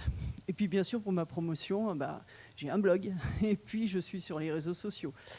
Et parfois, j'ai un peu l'impression d'un délire de technologie, quoi. Et donc, moi, je viens de l'industrie du semi-conducteur, donc je suis contente de faire tourner la machine. Mais mon seul et unique objectif, c'est de faire lever les yeux aux participants pour qu'ils regardent le ciel. Alors je me dis que peut-être, ça délire un peu, quoi. Ça, c'est le premier témoignage. Et le deuxième, vous avez parlé de pollution lumineuse. Moi, j'habite un village de Maurienne, en altitude. Je l'ai choisi parce qu'il n'y a pas d'éclairage public. Comme il est très étendu, eh bien, ils n'ont pas eu les moyens, dans le passé, de mettre l'éclairage. Et il y a 3 choses que je hais. Et je pourrais venir... je vais rester calme, mais je peux assez rapidement devenir agressif sur ces sujets. C'est d'abord, comme il n'y a pas d'éclairage public, tout le monde a mis des projecteurs. Parce que quand on arrive et qu'on veut rentrer sa voiture et qu'il faut sortir la clé pour la mettre dans le truc, là, dans la serrure, tout le monde a mis des projecteurs. Mais personne ne sait les régler. Donc au lieu d'éclairer ça, ils éclairent tout, y compris le ciel. Et quand vous avez une voiture, déjà on est gêné par les phares, mais donc une voiture qui monte, elle éclaire tous les détecteurs tout le long de la route. Première chose. Deuxième chose que je hais, c'est la période de Noël, qui est de plus en plus longue, parce que du 1er décembre au 31 janvier, tout le monde couvre sa maison de guirlandes. Je hais les porte-containers qui déversent toutes ces guirlandes chinoises chez nous, quoi. Et la dernière chose que je déteste, c'est toutes les lampes LED là, qui fleurissent partout, qu'on met dans le jardin. Et les pires qui viennent d'arriver, là, c'est celles qui changent de couleur et qui tournent. Donc réfléchissez bien à ce que vous avez chez vous, quoi. Chaque fois que votre détecteur se déclenche, il y a un astronome qui peste, quoi. Non, sérieusement, c'est-à-dire que de la qualité de nuit, ça devient... On pense souvent aux éclairages publics, aux entreprises, mais chacun chez vous, quoi. C'est terrible.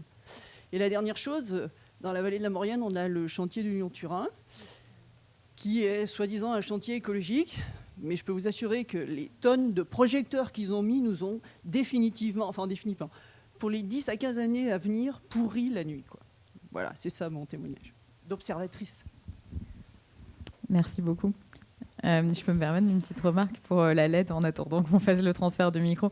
C'est justement, on parlait du paradoxe des prix Nobel. Et donc, il y a eu un prix Nobel, je crois, en 2006 pour le découvreur de la LED bleue, qui nous a permis d'avoir tous ces jolis écrans un peu partout et ces lumières un peu partout. Et les industriels étaient hyper contents, quoi. Genre, trop bien, on a la LED bleue. Du coup, on a le rouge, le vert, le bleu. On va pouvoir tout faire, toutes les couleurs. Et il y en a partout. Et en fait, pardon ? Ouais, il y a un effet rebond de malade parce qu'on économise en énergie, mais du coup, on en met beaucoup plus. Et en fait, il y a vraiment des problèmes parce que la LED bleue, elle est très, très mauvaise pour le cycle circadien humain, mais aussi pour la faune et la flore. On l'a remarqué, c'est beaucoup plus intense au niveau lumineux. Il y a plein de problèmes. Et ça me fait toujours rire de me dire, ouais, ce mec-là, il a été adoubé du prix Nobel, alors qu'en fait, au long terme, c'est une catastrophe, sa découverte. Et comment est-ce qu'on juge la valeur de cette découverte ?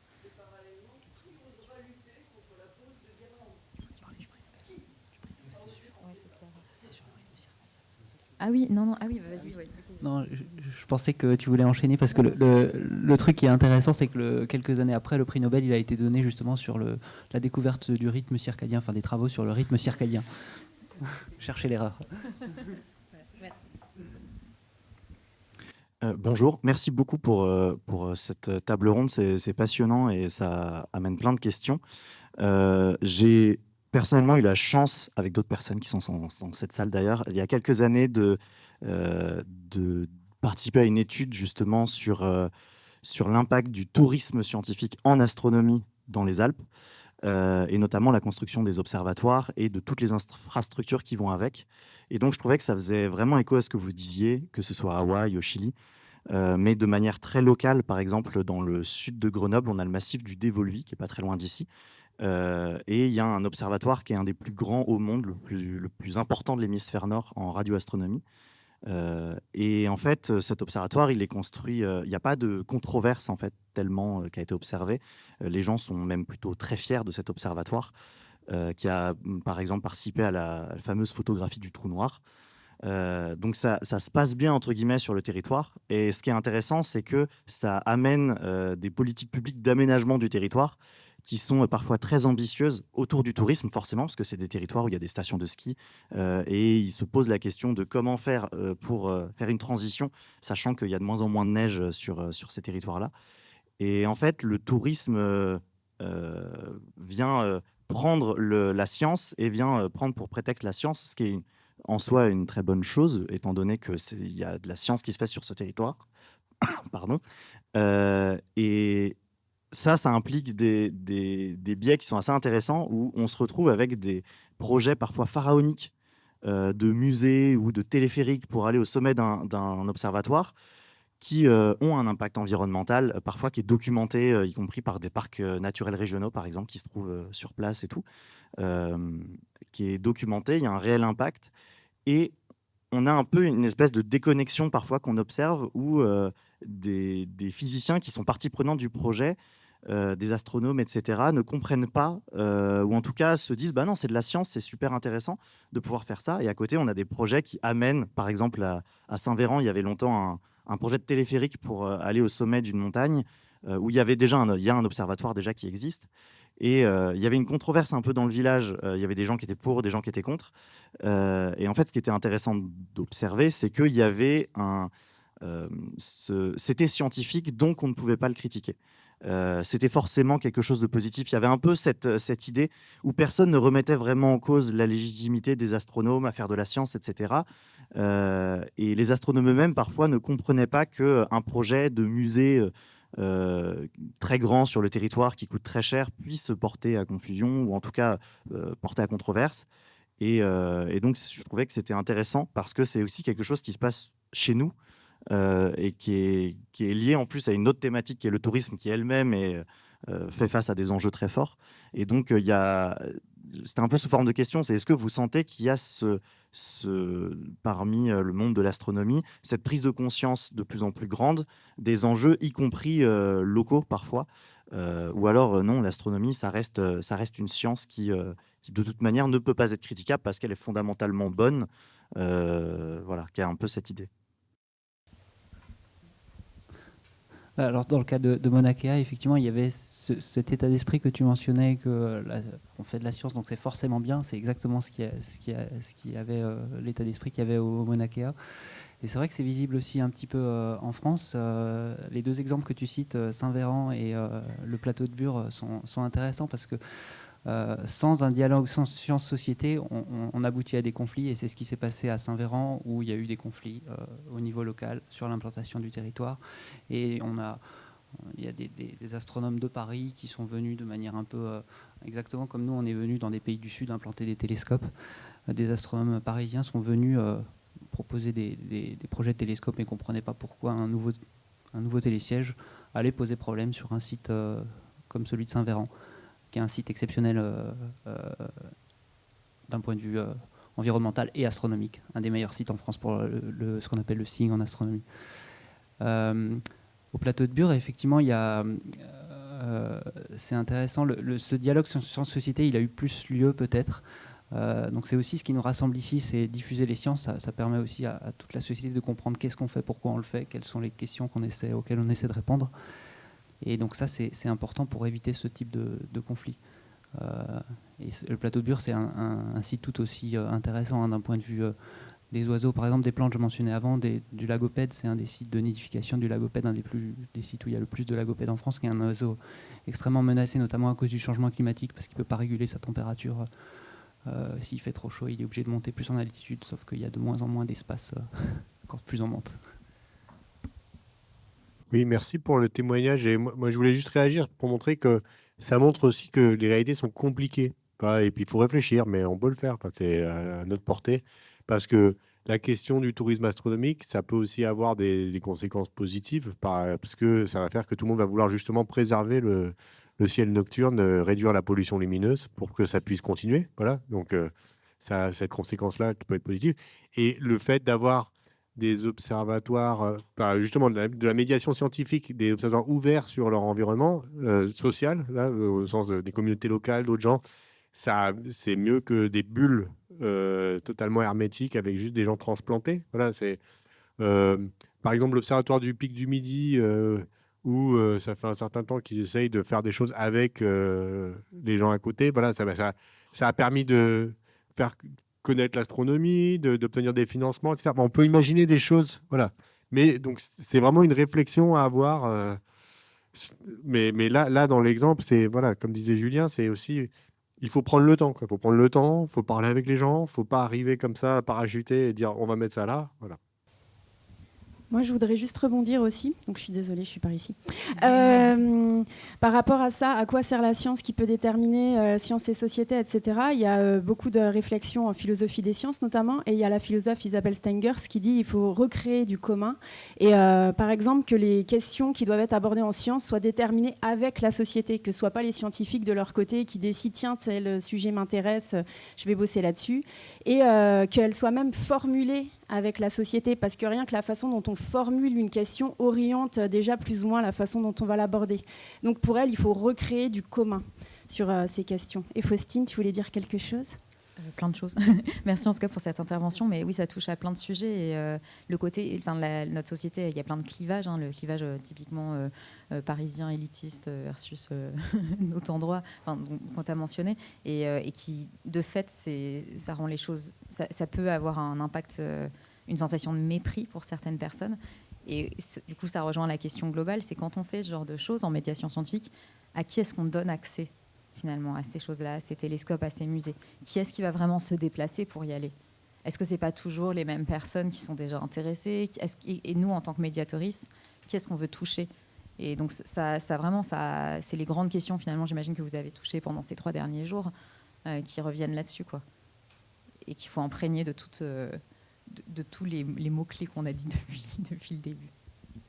Il y avait une 4e personne qui voulait intervenir, non? Ah. Bonjour, moi c'est Anne-Sara. Je suis doctorante en première année et cette année, je voulais faire part d'un petit paradoxe. Je travaille sur la banquise, sur la modélisation de la banquise pour améliorer les modèles climatiques. Donc j'ai choisi ce sujet parce que le climat c'est quand même quelque chose qui me touche, qui me préoccupe. Et je suis à Istres, et à Istres on étudie aussi les glaciers. Enfin, il y a des chercheurs qui étudient des glaciers. Comme je pratique un peu la montagne, on est venu me voir en me disant « Bonjour, tu voudrais pas venir nous aider sur le glacier? Là, on a des structures dont il faut faire la maintenance à Chamonix. Donc, on me propose de faire du ski sur le glacier et tout. » Je dis « Bah oui, carrément, je viens. » Et du coup, comme on a beaucoup de matériel, on monte en hélicoptère. Et là, je me dis « Mais ok. Bon, d'accord, on monte en hélicoptère. » En fait, il y avait 10 minutes d'hélicoptère pour monter sur le glacier et puis après faire la maintenance des appareils. Et je me suis vraiment posé la question de...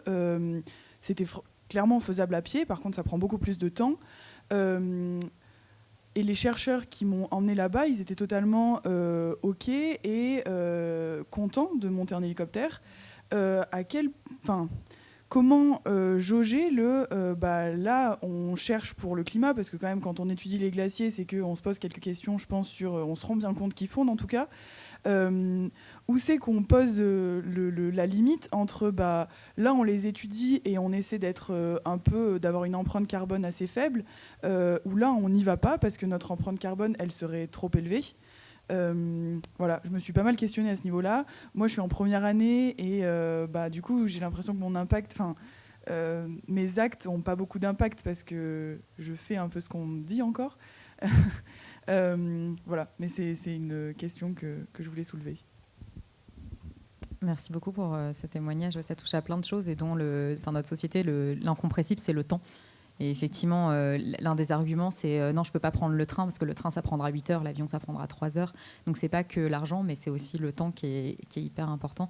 Et oui, il y a toute une culture aussi, une façon de faire la recherche avec des privilèges. Genre, nous aussi, on est astrophysiciens, on a envie d'aller au télescope, de voir ces bêtes de technologie au sommet. C'est vraiment impressionnant. Et c'est vraiment délicat parce que ça touche un peu, on a suggéré ce sujet-là du cœur de métier. Ça touche vraiment à l'intérieur du truc, quoi. En fait, finalement, pourquoi est-ce qu'on a choisi d'être astrophysicien ou c'est sur d'autres choses? C'est pour la beauté du ciel, pour tout un tas de choses. On était fascinés par les télescopes. Et il y a vraiment cette dissonance cognitive qu'on a tous et toutes, auquel on fait face et qui est assez difficile à gérer. Et pour revenir à ton dernier point, c'est ce que je disais, être électron libre ou particule seule, ça va être super difficile. Par contre, à partir du moment où il y a un effet de groupe, c'est là que ça peut commencer à avancer et à changer. Et ça reste difficile parce qu'il y a tous ces arguments. Oui, mais l'avion, il va voler quand même, alors que je sois dedans ou pas, ça va rien changer. Et c'est un peu l'argument, j'imagine, que utilisent beaucoup de gens.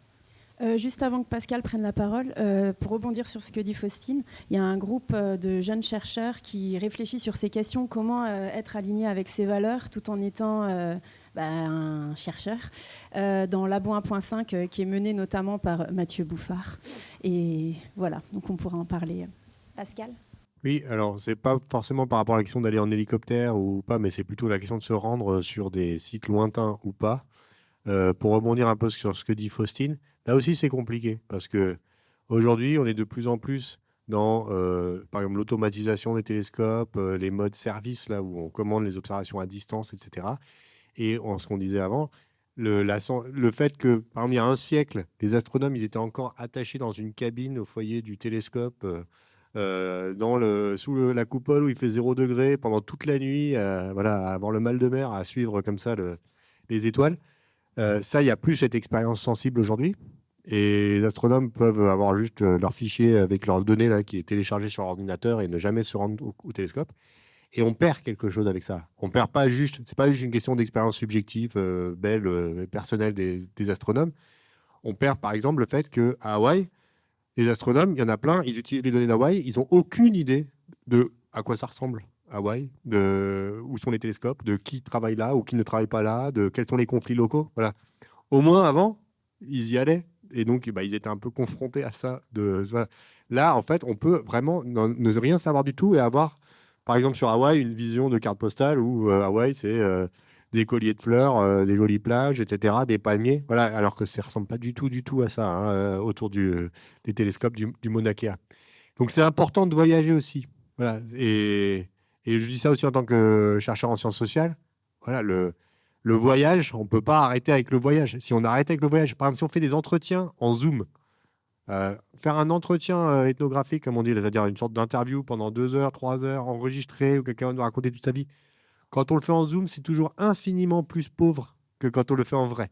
Voilà, il y a des choses qu'on peut que faire sur place. Voilà, et ça, c'est un des grands problèmes justement de la lutte contre les gaz à effet de serre, etc. C'est que malheureusement, on est prisonnier de ce système de transport où il n'y a eu aucun investissement pour essayer de réfléchir à avoir des avions qui ne fonctionnent pas avec des énergies carbonées. Voilà, ou en tout cas, on n'a vraiment pas mis le paquet là-dessus. Il y a plein de forces pour résister à ça. Mais est-ce qu'il faut arrêter de voyager totalement ? C'est un problème, parce que là, on va avoir plein d'autres effets négatifs qui vont arriver de ça. Donc voilà, c'est compliqué, il faut réfléchir, il faut trouver des compromis, il faut trouver par exemple, faire des séjours longs, ne pas voyager pour des choses inutiles, etc. Voilà, c'est quelque chose à réfléchir tous les jours. C'est non seulement il y a l'impact social, donc de ne pas découvrir Hawaï, etc., mais au niveau scientifique, il y a aussi, en fait, il se trouve, on a observé que les astrophysiciennes qui n'allaient pas au télescope pour récupérer leurs données, les traitaient beaucoup moins vite et beaucoup moins bien, parce qu'il y a une espèce d'attachement, finalement, au fait d'avoir été au télescope, de prendre ces petites données, de rencontrer les opératrices autour de nous, etc. Donc, il y a tout un contexte qui fait que alors que si tu as juste des images qui arrivent sur ta boîte mail, c'est pas l'urgence, quoi. Tu verras ça plus tard et c'est beaucoup plus difficile à... Donc, il y a cet attachement, quoi, clairement. Et je te laisse parler.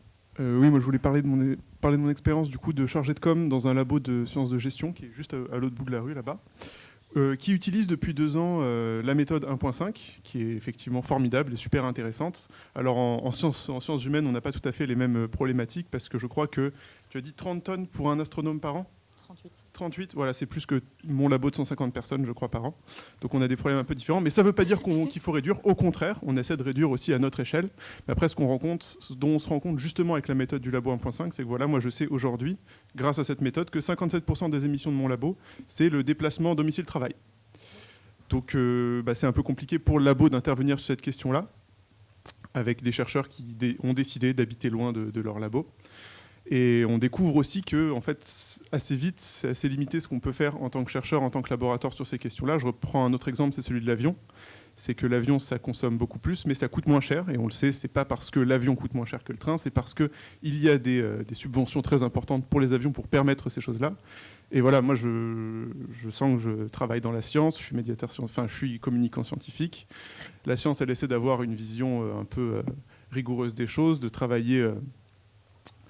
de façon carrée, de la façon la plus efficace possible. Et j'ai l'impression que bientôt, et de plus en plus bientôt, va se poser la question de savoir si la méthode d'action la plus efficace, la méthode la plus scientifique pour réduire les changements climatiques, c'est pas d'agir en tant que citoyen et de commencer à s'intéresser aux politiques publiques qui sont menées, au système global et potentiellement de chercher à voir comment on peut foutre dehors les politiques qui ne vont pas dans le bon sens.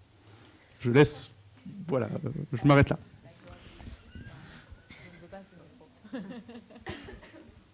Merci beaucoup pour ton intervention. On ne veut rien dire.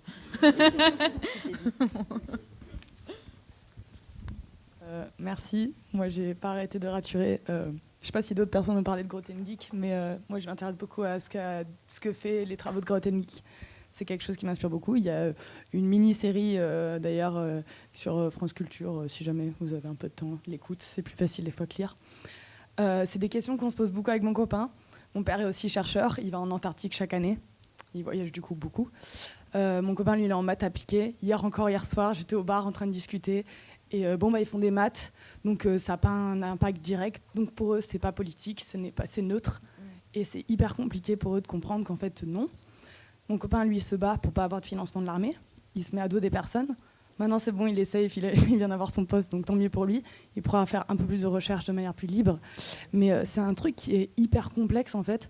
Je me rends compte qu'il y a énormément de jeunes chercheurs qui ne sont pas du tout éduqués. Éduqués. On ne leur parle pas de ces problématiques-là. En fait, tu es dans tes recherches, on t'explique que c'est un absolu, que c'est en effet qu'on te vend. Mais dans toutes les recherches, et pas que dans l'astrophysique. Pareil, quand on leur parle même de sciences humaines et sociales, ils se demandent si c'est de la science. Et en fait, c'est marrant parce que ces choses-là, depuis le début, elles remettent en question un système. Donc bon, sans partir dans pareil des critiques d'un système qui est néolibéral. Enfin, on voit que c'est aussi ça, c'est hyper capitaliste. C'est comment est-ce qu'on peut faire du mieux. Donc moi, je me dis, c'est hyper compliqué. Il y a aussi tout le temps l'individualisme qui est mis en place, se battre nous-mêmes, alors qu'en effet, peut-être que c'est un truc beaucoup plus global qu'il faudrait construire. Donc c'est pas tant des questions, mais c'est toutes mes problématiques que je suis moi aussi très anxieuse vis-à-vis. Voilà. Merci. Moi, je voulais juste répondre rapidement pour dire une chose, c'est l'importance de l'histoire. C'est que si on s'intéresse à l'histoire des sciences, ça fait beaucoup avancer. Voilà. Je vais prendre un exemple un peu culture populaire, genre le film Oppenheimer. Il était pas mal, le film Oppenheimer. Alors moi, j'avais lu la biographie dont il est tiré. Je vous conseille de la lire, elle est extraordinaire. La biographie est un peu plus compliquée, en fait. C'est-à-dire, le film était déjà bien parce que tout ce qui est raconté dans le film, presque tout est vrai. C'est-à-dire, c'est même quand les gens parlent, c'est des verbatim. Sauf la scène juste où Oppenheimer rencontre Einstein qui n'a jamais eu lieu. Mais quand vous regardez la biographie, vous voyez qu'Oppenheimer, en fait, toute sa vie, il a eu les deux côtés. Il a eu le côté genre, j'ai envie d'essayer quand même, j'ai envie de voir si ça fait une grosse bombe. Donc il a fait ça pour la bomba, mais en fait, il a aussi fait pour la bombache, en fait. Et ça, on le voit moins dans le film. C'est que jusqu'au bout, il a quand même envie d'essayer la bombe thermonucléaire pour voir si ça va pas faire une grosse bombe bien, qui pète bien, voilà. Et en même temps, il a des remords. Et donc, il fait un an sur deux, il fait un discours où il explique qu'il faut réfléchir en tant que scientifique, il faut être réflexif, etc. Et l'autre année, il est en train d'essayer de construire une bombe encore plus grosse. Voilà. Donc, lire ça, c'est intéressant. Et anecdote, moi, quand j'ai fait mes recherches dans les observatoires à Hawaï, je suis allé dans l'Institut d'astronomie de l'Université d'Hawaï, le télescope Canada-France-Hawaï, etc. À chaque fois, on me disait « Ah, il y a une salle des archives ». Je dis « Ah bon ? J'aimerais bien la voir ». Et là, c'est « Ah, mais on ne sait pas qui a la clé ». Voilà. Donc, on cherche. Et pourquoi ils ne savent pas qui a la clé ? Parce que à chaque fois, la même chose. Il y avait une bibliothécaire avant, il y avait une archiviste. Et en fait, elles sont parties à la retraite. Je dis elles, parce que c'est des femmes, en général, c'est les postes qui sont moins valorisés, dans lesquels il y aura plus de femmes, parce qu'il y a aussi une hiérarchie de genre souvent dans les observatoires. Et elles sont parties à la retraite, elles n'ont pas été remplacées. Il y a une dizaine d'années, 15 années, parce qu'on se dit, mais en fait, l'histoire, on s'en fout. Voilà. Et concrètement, après, je trouve finalement quelqu'un qui arrive à m'ouvrir la porte. Je rentre, il y a plein de choses. Cette histoire, s'il la regardait, s'il la connaissait, même juste d'un point de vue purement égoïste, instrumental, ils auraient peut-être moins de problèmes après pour construire leur télescope, leur rénover, etc. Parce qu'ils se rendraient compte de toutes les erreurs qui ont été faites par le passé. Voilà. Mais non, il n'y a personne pour s'intéresser à ça. Donc, première chose à faire, c'est regarder l'histoire, se rendre compte que toutes les questions qu'on se pose aujourd'hui, elles ont déjà été posées par d'autres gens avant. Bien sûr, la question du changement climatique, c'est quelque chose qu'on se pose aujourd'hui, qu'on ne se posait pas avant.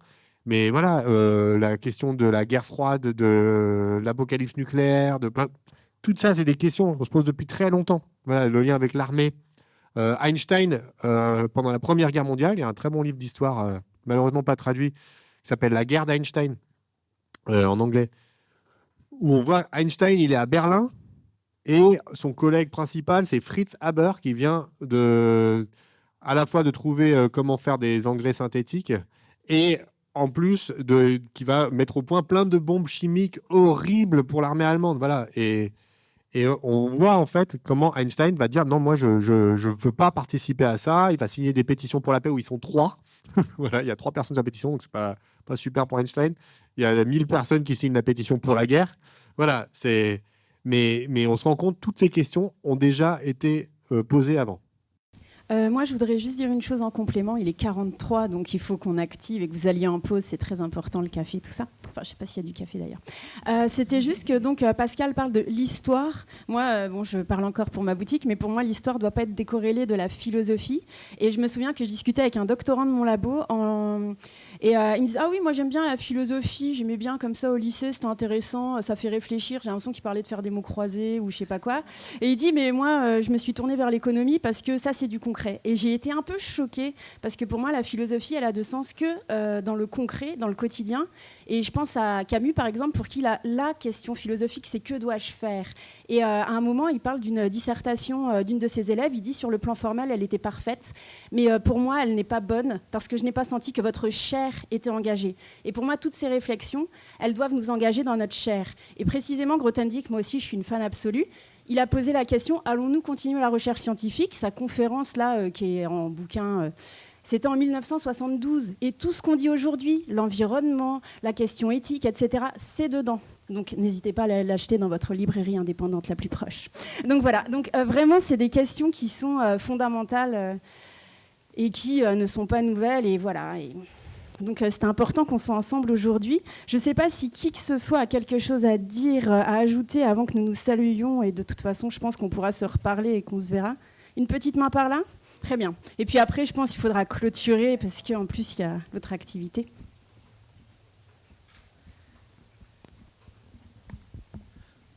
Bon, je pensais m'être mis assez au fond pour me protéger, mais manifestement... non, je plaisante. Mais c'est vrai qu'on est... Ouais, ce que je voulais dire, c'est que je partage tout à fait. Alors, je reviens juste sur une petite chose. Moi aussi, j'ai une haine absolue pour les détecteurs automatiques de présence et les projecteurs. J'arrête pas d'engueuler les parents de mes amis avec ça. On peut pas sortir dans votre jardin, regarder les Pléiades sans s'en prendre plein la tronche. Donc voilà, ça c'est une première chose. Et la deuxième chose, je partage aussi totalement ce désarroi sur le mépris, le manque d'intérêt pour l'histoire et la philosophie des sciences qui... dans mon cas, a été totalement absente de mon cursus de physicien. Et c'est un petit peu en train de changer, j'ai l'impression, mais tranquillement, hein, quand même. Et je suis preneur de toute forme de guide de survie, philosophie et histoire des sciences. Si, je ne sais pas, des gens comme vous peuvent nous dire... parce que déjà, on est là, alors on nous dit t'es payé 40, mais il faut que tu fasses 50, c'est normal, t'es thésard, il faut que tu avances quand même.